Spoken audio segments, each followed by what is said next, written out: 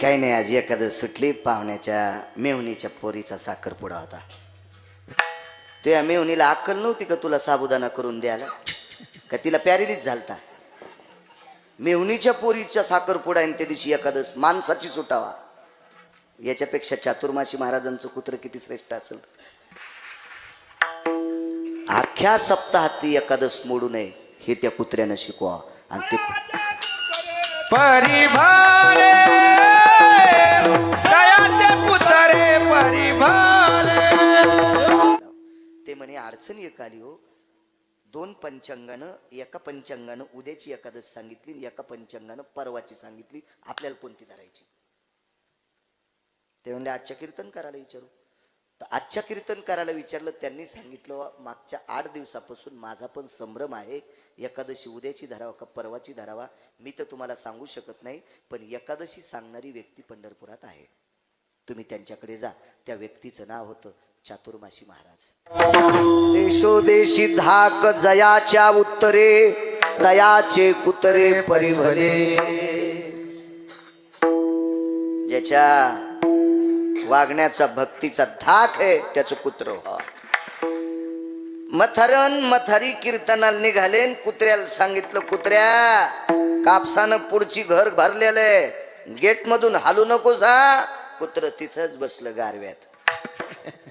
एक पाय नाकावर झाकला. कुत्र्याच्या नाकाला जास्त ही वाजत म्हणून कुत्र्यानं एक पाय नाकावर टाकला आणि तसंच बसलं. पण गंजी खाली गेली. कीर्तनावरून आल्यावर पाहिलं तर गंजी कस काय खाली गेली. कुत्र्याला विचारलं, तू उठला नाहीस? म्हणला इथून उठलो नाही. मग कापूस लहान मालकान चोरला. लहान मालक म्हणजे म्हाताऱ्याचं पोरग. कुत्र्यानं घर सांभाळलं, पोरान कापूस शिकला. मग अशा पोरापेक्षा कुत्रे चांगले का तशी पोरं चांगली? अशा चोट्ट्या पोरापेक्षा कुत्रच बरं नाही का? किती चांगलं. ह्या लोकांचे कुत्रे कसे होते? तयाचे कुत्रे परिभले. ज्याचा धाक आहे ना, ज्याच्या उत्तरात धाक आहे, ज्याच्या वागण्यात धाक आहे, ज्याच्या कर्तव्यात धाक आहे, ज्याच्या कर्मात धाक आहे, अशा लोकांची कुत्री भली. चला एकदा पुन्हा एक पुरावा सांगतो. वेळेस सोडतो 2ला. 1 सेकंदभर पुढं सरकणार नाही. ट्रॅक्टर महागाईचं घ्यावा, पण आपला बांधा आला की वळीलं पाहिजे. दुसऱ्याच्या शेतात नाही घालायचं. उगं कुदांड होत असते. कशाला घालायचं आहे का नाही? बांधाला जास्त येणे नाही दिले पाहिजे. आतमध्ये काजू लाव, बदाम लाव. मधात बदाड पडू द्यायला लागलाय आणि आऊत बांधायला गेलं की उभाट्या हाणायला. पळडा थोत्रात रूम न गेलं. हो, डॉक्टरला ऑपरेशन करून काढता येणं. मधात येणं देणं काय बांधालाच येणं द्यायला सुमळ्या. विठाला विठाला.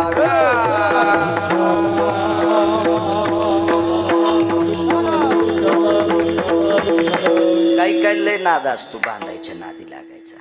मधात काय नाही. 3 मन कळडी 9 मन भूस, आणशिराम तात्या सदा खुश. काय भोपळा हिसाब करतान पण बाण हा इथून इथून काय बारक्या करवतान कापायला सुमळ्या. चला आपलं ट्रॅक्टर जवळ गेलं की वळवायचं. 2ला 2 मिनिटं कमी असताना बापू कशाला पुढं जायचं दुसरीकडे. अजून एक पुरावा सांगतो. हरिदासाची काय पावर आहे. श्रीशैल्य मल्लिकार्जुनाची चौकट एका पातशाहीनं काढली. मुसलमान राजा चौकट काढली श्रीशैल्य मल्लिकार्जुनाची. काय त्याच्या मनात विकृती आली देव जाणे. ती चौकट काढली, तिच्या भावट्या बांधल्या, हत्तीवर आता ती चौकट आग्र्याला तुम्हाला सापडेल. पण त्याच्या मधला काळ सांगतो महाराज. मधला प्रसंग. श्रीशैल्य मल्लिकार्जुन हे दुसऱ्या राज्यातलं एक अधिष्ठान आहे. 12 ज्योतिर्लिंगापैकी एक. भगवान शिवजींचं अधिष्ठान आहे. माझ्या काशीतल्या मालकांचं ते एक अधिष्ठान आहे. आणि ज्या वेळेला तो बादशाह महाराष्ट्रात आला, महाराष्ट्रात त्यानं त्याचा तंबू दिला. हजारो लोक त्याच्यासोबत सैन्य होतं. अशी रावटी दिली मोठी. आणि 4, 4:30, 5, 6ची वेळ आहे. दिवस माळवायची वेळ आहे. अशा वेळेला बादशाची जेवणाची वेळ आहे. त्यावेळेला त्याच्या सेवकाने जेवण्याची व्यवस्था केली. या डॉक्टर या, बसा बसा इथं बसा बसा. ए बसा ना, भोवतालच्या बाया गपचिक बसा ना. आता तुम्ही बसा, बाकीच्या बसा. काय 100-200 हत्ती सांभाळलेली परवडे हो. विठाला विठाला विठाला.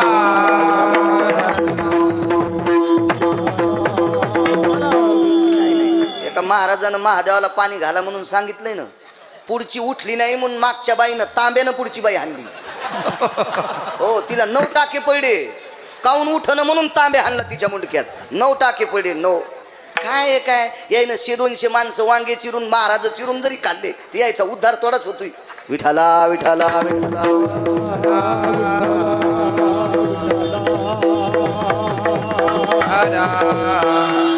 मोठा अवघड आहे कारभारी. नाही सुधारायचे. तुम्ही बघा ना, या मंदिरात पाया पडायला गेल्या तो प्रदक्षिणा घालताना मागून भिताडायला पिढे चिटकी त्यानं. देव मागून खातो का? लय सुख. भागवतायला दम नाही, रामायणाला दम नाही, सप्त्याला दम नाही, कीर्तनाला दम नाही. गुण एक कोणाला काही विषय नाही, गुण नाही. चंद्रभागेत गेल्या तर जुनी चोळी टाकते. वा वा वा वा काय भागा बघा ना. तुम्हाला यायचेच कपडे जास्त गवसतील.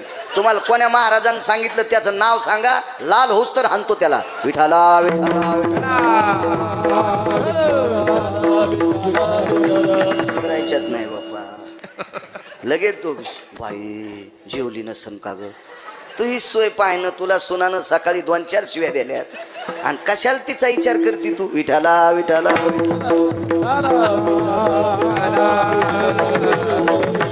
हे कलहप्रिय वातावरण असतं. अहो कीर्तन आहे, किती मोठी परंपरा आहे. शांत बसावा. चला, त्याची जेवणाची वेळ आहे राजाची. हरिदासाची घरी मज उपजवा जन्मांतरी. काय ताकद आहे संतात. कशा करता तुकोबराय म्हणतात, मला संतांच्या घरी जन्म द्या. जेवणाची वेळ आहे. बादशाह म्हणल्यावर जेवायला काय असेल महाराज त्याच्या जेवणात? मांस होतं. मांस होतं. राजा आहे तो, श्रीमंत राजा आहे मुस्लिम समाजाचा. आपण वाईट म्हणायचं नाही त्याला. तो राजा आहे, श्रीमंत राजा आहे. आणि त्या राजाची रावटी जिथं दिलेली आहे, शिबिर जिथं दिलंय, तिथून एक रस्ता होता आणि त्या रस्त्याने एक दिंडी जात होती. टाळ, मृदंग, विना, 150 वारकरी त्याच्यात होते. जय जय रामकृष्ण हरी, जय जय रामकृष्ण हरी. तिथून दिंडी चालली आणि दिंडी जात असताना मृदंगाचा आवाज आहे, टाळाचा आवाज आहे. सुरेल आवाजामध्ये बारसवाडेकर अशी रामकृष्ण हरीचा ध्वनी करू लागली लोक. आणि त्या बादशाहानी सरदार अलीच्या, सरदार क्या बज रहा है देखो भला. तो ते सरदार बाहेर डोकावून पडतो. कुछ हिंदू के लोग आहे बोले. पताका आहे धर्म की भगव्या रंगाची पताका होती. पताका होत्या दिंडीमध्ये. कुछ हिंदू के लोग आहे, कुछ तो कुछ बजा रहे बोले. त्याला काय माहिती पक्वात कशाला म्हणतात म्हणून. त्याला थोडंच कळत असतं काय त्या. पण आता त्याला साधं समजू नका. एकादशी कोण धरीत आहे? आपले लोक. आणि बरोबर त्याला कळतंय सोमवारी केळी जास्त इकत्या. बरोबर केळीचं टोपलं गावात इकायला येणार. मला चांगलं माहिती आहे. आमची आई म्हणली, बाळू एकादशी. म्हणलं आई चांदपाशा आज केळं घेऊन आला नाही, आजची एकादश नाही. ती म्हणली काय बोलतो बापा, चांदपाशाला काय एकादश कळत? ती म्हणलं एखाद्या वेळेस आपल्या यायचं पंचांग कोकण, पण केळीचे गाडे जास्त सकाळून दारातून गेले की असं समजायचं आजचा सोमवार आहे, आजची एकादशी आहे. त्या लोकांना माहीत झालंय, पद्धतशीर माहीत झालंय. हुशार लोक आहेत ते, व्यावहारिक माणसं आहेत. आणि एखाद्या जातीवर वाईट नाही बोललं पाहिजे. मी मगाशीच बोलून गेलो. अशी एखादी जात सापडली का तुम्हाला त्या जातीतले लोक दारू पित नाहीत? गौसली की एखादी तुम्ही पाहिलं, डॉक्टर तुम्ही पाहिलं का? नाही ना, आहे का नाही? मग काय हिंमत आहे आपली दुसऱ्याला वाईट म्हणायची? अशी एकही जात नाही की त्या जातीत 5 लोक नाहीत. प्रत्येक जातीत चांगली माणसं. आपण जामद्याला गेलोत बापू, तिथे पारधी समाजाचं 2530 लोकसंख्येचं गाव आहे. अख्खं गाव पारधी समाजाचं. त्याच्यातली कृष्णाजी माऊली जायखेडकर म्हणून एक महात्मा होऊन गेले. त्यांनी 450 ते 500 पारधी समाजाची माणसं वारकरी केले. मी वारी सोडत नाही, पण त्या पारधी समाजाच्या 6 पोरायची वारी पाहिल्यावर आपले मखरच गळाले. मला परभणी जिल्ह्यातला एकही त्या पोरायसारखा वारी करणारा माणूस सापडला नाही. बाकीचं कशाला इचकायचं. आपल्या जिल्ह्यातला 16 दिवस पंढरपुरातल्या मालकाला महिन्यातले आणि 14 दिवस संसाराला. महिन्यातले 16 दिवस पंढरपुरातल्या मालकासाठी आणि 14 दिवस स्वतःच्या संसारासाठी. काल आपण कार्तिकी वारीला गेलो. त्या पोरायने सांगितलं, महाराज आम्ही चपला घालीत नाहीत. तर महाराज अशी गौरी खुड्यावर कसं शेण खुडत आहे अशी पायाची त्वचा खुडू लागली त्याच्या. आणि ते समाजानं पारधी समाजाची मुलं होती. काय आदर्श घ्यावा त्यांचा, किती आदर्श आहे. 16 दिवस 550 ते 550 ते 500ला काहीतरी किलोमीटर कमी इतकं चालत जायचं आणि जाताना एसटीनं जायचं. कसं वाईट म्हणता एखाद्या लोकांना, कसं वाईट म्हणता? तुम्हाला एक माहिती आहे, या विश्वातला 3रा क्रमांक घेणारा व्यक्ती लाहुरं चित्र ससे धरणाऱ्याच्या कुळातला होता. 1 नंबरचे राजा दशरथ शब्दवेदी नावाच्या विद्येमध्ये, 2 नंबरला द्रोणाचार्य आणि 3 नंबरला भिल्लाचा मुलगा एकलव्य. जगात 3रा, नुसत्या भारतात नाही, जगात 3रा, जगात 3रा. तुम्हाला एक माहिती आहे, लाहुरं चित्र ससे धरणाऱ्याच्या कुळातली पोरगी 19व्या खुर्चीवर जाऊन बसली. 19 खुर्च्या होत्या, 18 खुर्च्यावर दाढ्यावाले होते, त्याचे शिष्य 200 जाटा धरायला. असे 18 लोक अधिकारी होते, ते 18 खुर्च्यावर बसले. एकच खुर्ची शिल्लक, 19वी खुर्ची तिला भेटली. तिचं नाव होतं शबरी. ती लाहुरं चित्र ससे धरणाऱ्याच्या कुळातली होती. म्हणून माझ्या गंगाखेडच्या साध्वी जनाबाई आईसाहेबांनी एक अभंग वापरला, एक अभंग गायला की जातीचा काही संबंध नाही. हो का उत्तम चांडाळ, हो का उत्तम चांडाळ, हो का उत्तम चांडाळ, हो का उत्तम चांडाळ, त्याचे पायी माझे कपाळ, पंढरीचे वार करी त्यांचे पाय माझे श्री. ज्याचे मुखी नाम तोची धन्य. काय ताकद आहे महाराज. एका मुसलमान वारकऱ्याने शेला इंला होता, शेला. तर तो शेला ज्याच्या घरी गेला त्याच्या घरी भजन म्हणत होता. त्या वारकऱ्याचं नाव होतं कबीर. कबीर मोमीन लतिपा मुसलमान, सेना नावी जान विष्णुदास. काही यातायाती धर्म नाही विष्णुदासा, निर्णय तो आईसा वेद शास्त्री. तुका हे याती कुळाचा विचार, नपा हे याती कुळाचा विचार. दासी येथे आहे अधिकार, कलियुगी उद्धार हरीच्या नामे. वैष्णव चांभार धन्य त्याची माता. काही संबंध नाही जातीचा. मुसलमान माणूस होता. देखो भला क्या बज रहा है, बोले हिंदू के लोग हैं. बोला मुखिया कौन है? चौकीदार होता. बोला, बोले आप मुखिया है? जी. मराठीत सांगतो, मला नाही हिंदी येत. कुठं चालले तुम्ही? काही अंतरावर एक समाधी मंदिर आहे आणि त्या समाधी मंदिराचा उद्या उत्सव आहे आणि परिसरातल्या दिंड्या तिथं जातात. आम्ही या प्रांतातून दिंडी घेऊन जात आहेत. तुम्हारे महाराज का भगवान का वो साधू का जो भगत है, तुम्हारा उसका प्रसाद क्या है? बोले भोग क्या है? तर बोलून घेतलं आणि ते ताट दाखिलं. ते ताट होतं खडी साखरेचं. महाराजांना खडी साखरेचा प्रसाद होता. बताओ, बोले बादशाह होता तो, मोठा श्रीमंत राजा होता. हरिदासाच्या घरी जन्म का, याच्यावर सांगतोय. आणि मग ती बादशाहनं खडी साखरेची परात घेतली, त्याच्यावरचा कपडा काढला, एक मुठभर खडी साखर घेतली, समोर ताट ठेवलं खडी साखरेचं, एक एक खडा खाऊ लागला. आणि इनेकऱ्याला, चोपदाराला, मृदंगाचार्याला, एका टाळकऱ्याला आणि पताका घेणाऱ्याला बोलवलं आणि सांगितलं, हा प्रसाद मी खाणार, माझ्या जेवणाचा प्रसाद तुमच्या महाराजाला घेऊन जा. आणि त्या ताटात मांसाचे तुकडे होते. ज्या कपड्यानं खडीसाखर झाकली होती त्याच कपड्यानं मांसाचं ताट झाकलं आणि देऊन टाकलं. नंग्या तलवारी मागं होत्या. कोणाची हिंमत आहे आता नाही प्रसाद ठेवायची. निघाले जय जय रामकृष्ण हरी. सगळ्याच्या अंतःकरणामध्ये दुःख निर्माण झालं. डोळ्यातून अश्रू येत होते. मंदिर जवळ जवळ आलं आणि पहिल्या दिंडीचा मान होता ह्या. ही दिंडी पोचल्याबरोबर ते पुजारी बाहेर आला आणि मंदिराच्या बाहेर एक शिळा होती चौकोनी पाटील. ती शिळा धुतल्या गेली, तिच्यावर मंजुळा टाकल्या आणि यांचं ताट त्याच्यावर ठेवलं. पण एकाची हिंमत झाली नाही. याच्यात खडी साखर नाही, याच्यात मांस आहे. कारण मागून 7-8 लोक अशा तलवारी पाठीला चिटकलेल्या होत्या. बोललं की तलवार पाठीतून पोटातून बाहेर निघणार. टेकली ती. तिथला नियम होता. हरिदासाच्या घरी जन्म का मागितला तुकोबाराने. हरिदासाची पावर किती मोठी. तिसरं उदाहरण आहे ना, तिसरं काय पावर आहे हरिदासाची. कारण ज्यांची समाधी होती ते समाधीतले निष्ठावंत वारकरी होते.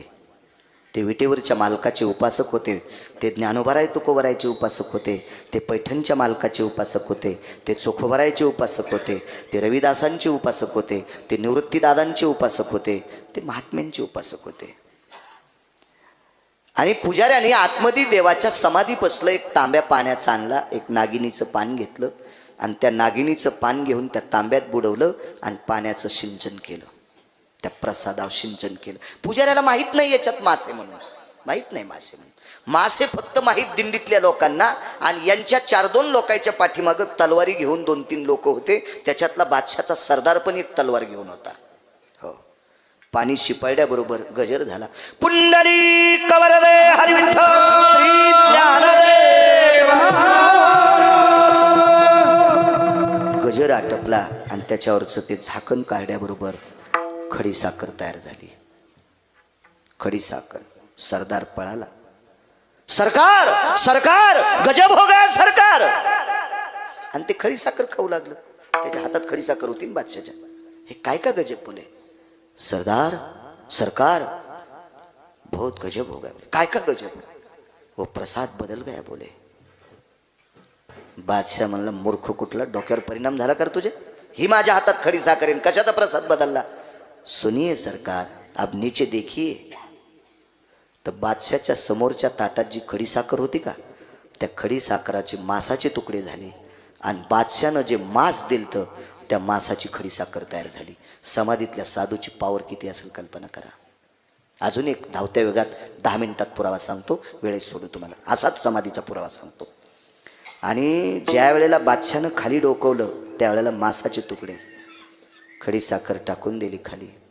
आणि प्रांतातले श्रीमंत 9 लोक बोलिले. खजिनदार बोलवला आणि सुरतीचे नाण्याची एक पिशवी काढली आणि 9 लोकायला दिली. आणि 9 लोक ऐकून बादशानं इमाने इतबार जमीन खरेदी केली.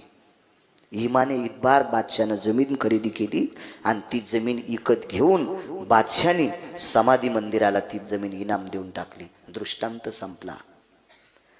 मांसाची खडी साखर करायची ताकद ज्या साधूते तो साधू वारकरी आहे. पण मांसाची खडी साखर करण्याची ताकद ज्या साधूते त्या साधूला जर वलांडून आपण गेलो तर आपण आग्र्यापर्यंत पोचू शकत नाही. हे मुस्लिम राजाच्या लक्षात आलं आणि त्यानं तात्काळ जमीन खरेदी केली आणि त्या मंदिराला देऊन टाकली. ते मंदिर महाराष्ट्रात आहे, फक्त गाव सांगत नाही. गुत थोडंच घेतलंय. खापक्या मोबाईल येते इचकान तुमचे. नालायकाला चॅटिंग करायलेत. ज्याला कवडीची अक्कल नाही त्याला वाढदिवसाच्या शुभेच्छा देतात. ज्याला बायको कदरली आणि त्याचा वाढदिवस रातच्या तुम्ही 12 वाजता हा केक कापून काही करून करता. थोडंसं काही लाजलं पाहिजे माणसानं. कधी आपलं पण सांभाळलं पाहिजे ना. आपण कोण्या कुळात जन्माला आलो, आपल्या संत महात्म्यांचं सुद्धा कधी कधी पाहिलं पाहिजे. आणि मला एकच सांगायचं, या भारतीय संस्कृतीतल्या महाराष्ट्रातल्या एका वारकऱ्याची ताकद अशी होती की मुस्लिम राजाचं मन बदलायची ताकद त्याच्यात होती. त्याच्यानंतर 9 वर्ष तो राजा त्या समाधीच्या दर्शनाकरता महाराष्ट्रात आग्र्याहून येत होता. आग्र्याहून. मग ही पावर कोणाची आहे? वारकऱ्याची. मग मुसलमानाचा राजा 9 वर्ष आग्र्याहून महाराष्ट्रातल्या वारकऱ्याच्या समाधीच्या पाया पडायला यावा, इतकी पावर या वारकऱ्यांची आहे, इतकी पावर या हरिदासाची आहे. म्हणून मालक पहिल्या कडव्यात म्हणतात. एक पुरावा राहिलेल्या 12 मिनिटात ऐकायचा. अहमदाबादचा एक सोनार होता महाराज. अहमदाबादचा एक सोनार. आणि त्या सोनाराला एक व्याधी होती. काय होती मला काही सांगता येणार नाही, कारण मी काय तिथला सरपंच नव्हतो. वाचून सांगतोय तुमच्या पुढं. एखाद्या वेळेस काही काही गोष्टी सगळ्या डोक्यातही राहत नसतील, होतंय कधी. तरी पण मेमरी कार्ड माझं चांगलं आहे म्हणून तो मोबाईल साधा वापरतो. 2-250 GB मेमरी कार्ड आहे. हो, वानरांची नाव पाठ आहेत मला 750. तुम्हाला सगळ्या नातेवाईकाची सांगता याची नाही.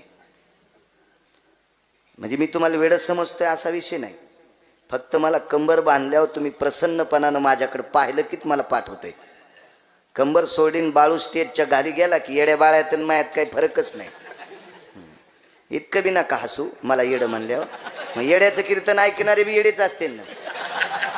काय का नाही, आमच्यावर घेतल्यावर खसखस पिकती तुमची. चला, अहमदाबादचा एक सोनार होता पाटील. त्याला व्याधी होती. बापू तो सोनार आळंदीला आला. आळंदीला.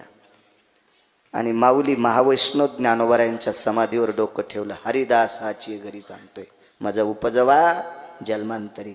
का तुकोबर आहे हरिदासाच्या घरी जन्म मागतात? मला काही जास्त अडचणीत हात घाला वाटत नाही, इचू निघत असते. सरळ कळेल, रुचेल, झेपेल अशा भाषेत बोलायचं आपण. समाधीवर डोकं ठेवलं. घरी गेल्याबरोबर कायमची व्याधी संपली. कायमची यादी संपली. तो अहमदाबादचा सोनारा आला. पुन्हा ज्ञानोबरायचं दर्शन घेतलं आणि समाधीवर एक नारळ ठेवून दिलं. अहमदाबादच्या सोनाराच्या स्वप्नात ज्ञानोबराय गेले, मुक्कामाला होता. आणि माऊली महावैष्णव माझ्या आळंदीतल्या मालकांनी त्या सोनाराला सांगितलं, हे नारळ श्रीमंत श्री जगद्गुरु तुकोबरायच्या घरी नेऊन द्या. काय हरिदासाची पावर आहे. तुकोबरायकडे नेऊन दिलं. आता या चरित्रात तुकोबरायचा पण संबंध येतोय. आता अभंग त्यांचाच आहे. मग हरिदासाच्या घरी तुकोबराय जन्म मागतात त्यावर ती तुकोबराय काय सामान्य हरिदास आहेत का?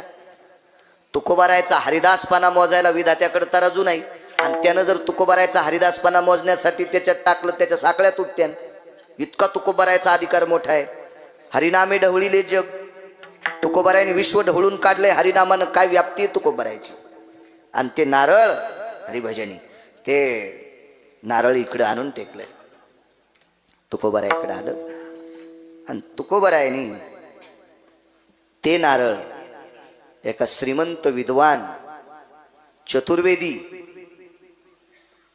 वेदांचा प्रचंड व्यासंग ज्याचा आहे अशा व्यक्तीला ते नारळ दिलं.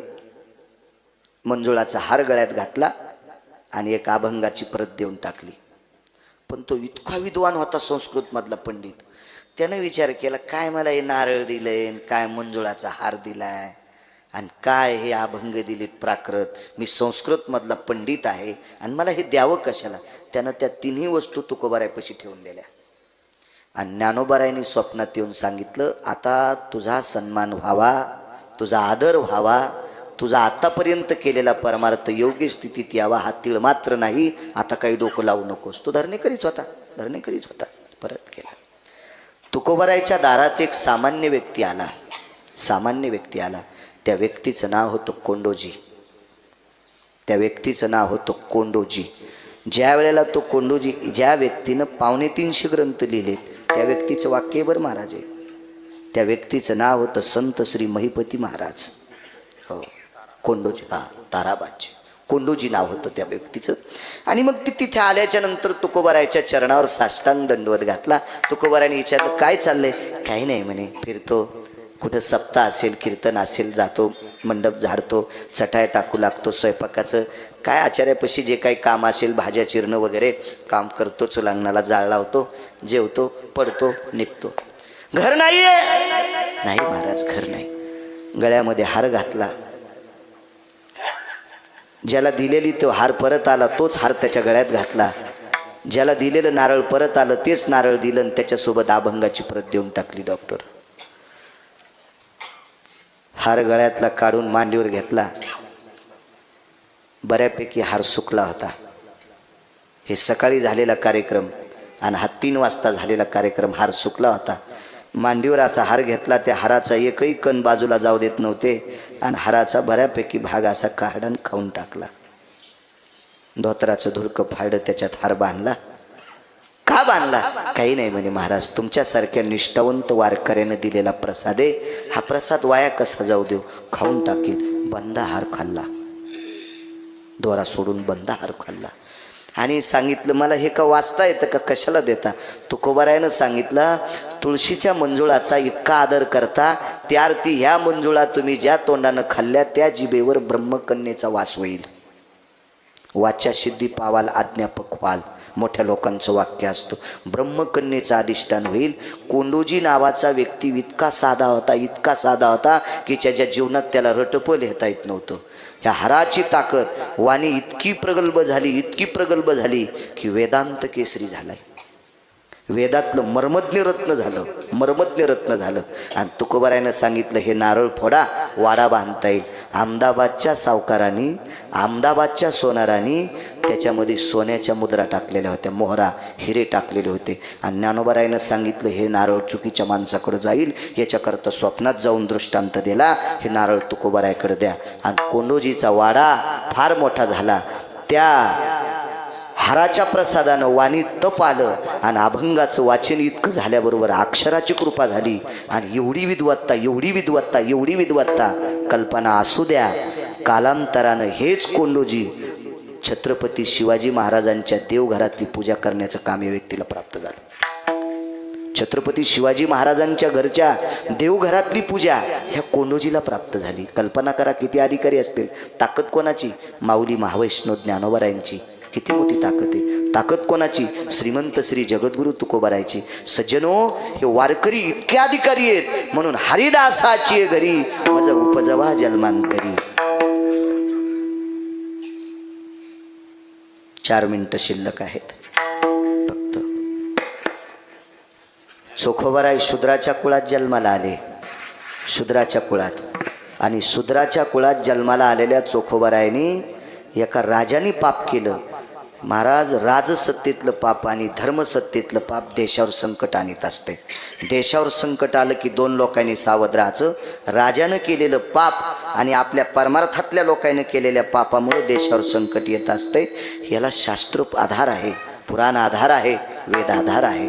राजाने पाप केल्यामुळं स्वर्गातलं अमृत खराब झालं.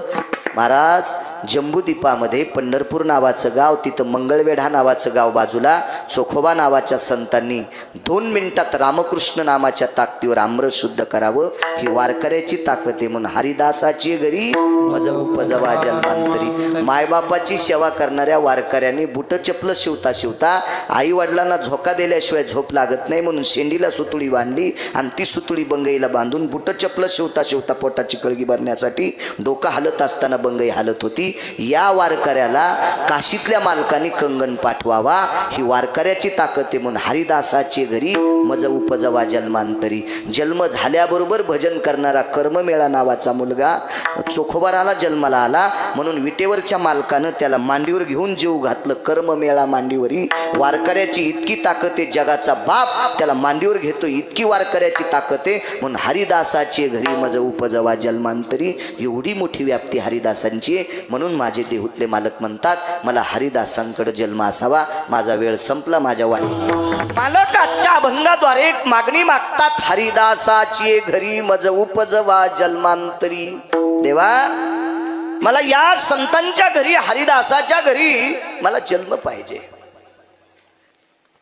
काय असेल तुकोबारायांना काय आवडलं असेल माझ्या देहूतल्या मालकांना? हरिदास कशा करता आवडले असतात? आपणाला जर कधी देव भेटला आणि देवानं जर विचारलं तुम्हाला जन्म कोणाकडे पाहिजे, तर माणसं सहज म्हणतील मला मंत्र्याचं पोरग कर, एखाद्या उद्योजकाचा मुलगा कर, एखाद्या धनाड्या श्रीमंताचा मुलगा कर, आपण असं म्हणू. पण तुकोबारायांनी विटेवरच्या मालकाला एक आगळी वेगळी मागणी केली, मला फक्त हरिदासाच्या घरी जन्म दे.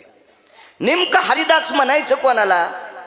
महाराज, माणसं म्हणत असतील मी हरिदास आहे म्हणून त्याला हरिदास म्हणायचं का? कोणी म्हणत असेल मी हरिदास आहे, अरे सुमळ्या, तू स्वतः म्हणत असेल मी हरिदास, तुला पंढरपुरातल्या मालकाने म्हणलं पाहिजे हरिदास उमरेकर, त्यानं म्हणावं हरिदास. हरिदास कोण असतो? विटेवरचा मालक ज्याचं दास्यत्व करतो तो हरिदास असतो. पाकिटासाठी दुसऱ्याची धोत्र धुतली हे हरिदास नसतोय. विठाला विठाला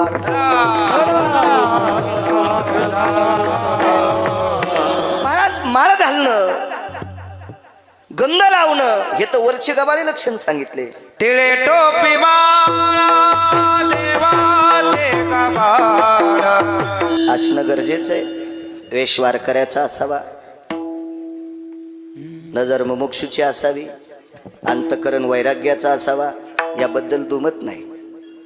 पण ह्या पुढच्या गोष्टी जर टोकाच्या असतील तरच आपण त्याचे दास होऊ शकतो. बाई कुंकू किती मोठं लावती त्याच्यापेक्षा नवऱ्यावर किती श्रद्धा आहे, हा महत्वाचा विषय. काय करायचं? तिने 1.5 किलोचं मंगळसूत्र घातलं आणि त्याला जर शेजारनी देखता शिव्या देत असेल तर तिला पतिव्रता कसं म्हणता येईल? तिला सात्विक कसं म्हणता येईल, तिला सिलवान कसं म्हणता येईल, नाही म्हणता येईल. हरिदास होण्यासाठी विश्वाच्या मालकानं त्याला स्वीकारावा, विश्वाच्या मालकानं त्याचं दास्यत्व करावा. तो हरिदासाच्या म्हणून घेण्याच्या योग्यतेचा आहे. आपल्या स्वप्नात सुद्धा देव नाही. आपण हरिदासाच्या महाराज वर्गात आहेत आणि वर्गात गेलेले सगळेच विद्यार्थी कलेक्टर होत असतात का? नाही होऊ शकत. मग आपण सगळेच हरिदासाच्या योग्यतेचे आहेत असं नाही. म्हणून तर वा मोठी स्तुती आवडत नाही असा जगात माणूस नाही. देवाला पण स्तुती आवडती. चोराला चोट्ट म्हणल्याच्या नंतर ते जास्त हाणते. म्हणजे चोराला सुद्धा वाईट शब्द आवडत नसतात. त्याला सुद्धा म्हणा वा वा वा वा वा, काय तुझं कौशल्य चोरी करण्याचं, अजून तू कोणाला सापडा नाहीस.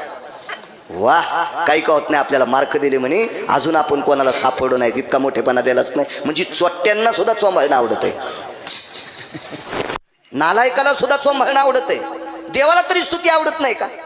त्यालाही स्तुती आवडती ना. म्हणून लोकांनी म्हणावं किंवा मोठेपणासाठी आपण हरिदास आहेत असं नाही. हरिदास शब्दाची ती व्याख्या आहे, देवानं त्याचा दास व्हावा, देवानं दास व्हावा देवानं. आणि झाला नाही का देव? बऱ्याच लोकांच्या चपला बुट डोक्यावर घेतलीत. समाजातल्या 2% वर्गांनी परमार्थाचा बट्ट्याबोळ करून टाकला हरामखोराईनं. त्याच्या घराला कुलप लागतील त्या पाप्याच्या. एका गावात गेल्यावर एक जण म्हणला, महाराज कीर्तन लय झकास करा. म्हणलं तुझ्या बायकोची साडी नेसून नाचतो, येताना घुंगरं बी घेऊन येतो. कीर्तन हा झकास विषय असतो का? कीर्तन हा बोधावर आरूढ असणारा विषय आहे. आणि कीर्तनात जर तुम्हाला बाष्कळपणा आवडत असेल तर आपली प्रगती नाही झाली, आपण अधोगतीच्या मार्गावर आहेत. विठाला विठाला असा काही एक वर्ग आहे महाराज, 2-4च ओया पाठ, 4-5च अभंग पाठ, 2-3च महाराजांच्या संग फिरतील, पण दुसऱ्याचं इचकितील.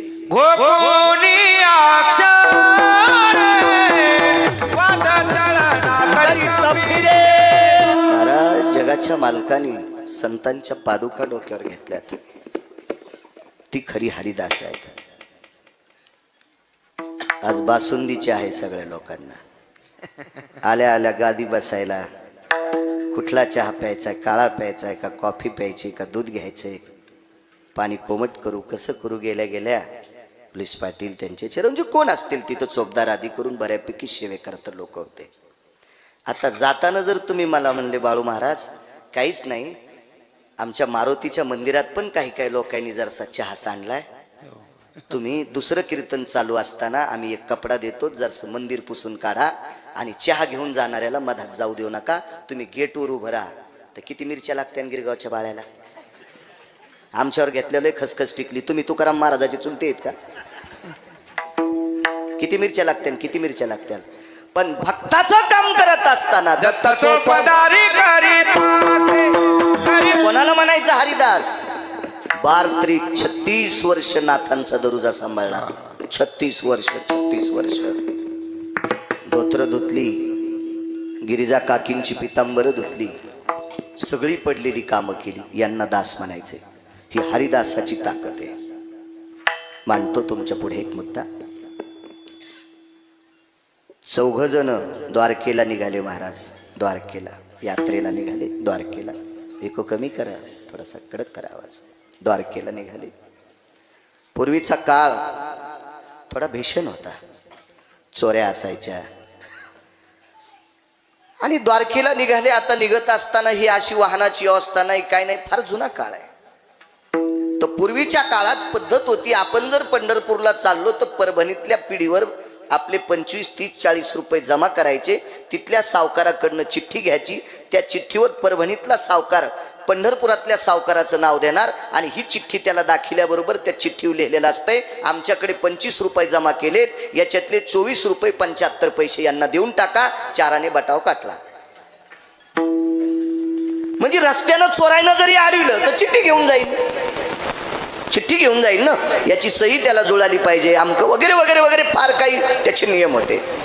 तसं द्वारकेला 4 वारकरी निघाले. सात्विक वारकरी असतील म्हणा किंवा धनाडे श्रीमंत असतील म्हणा, पैशावाली लोक असतील ती 4 लोक. आणि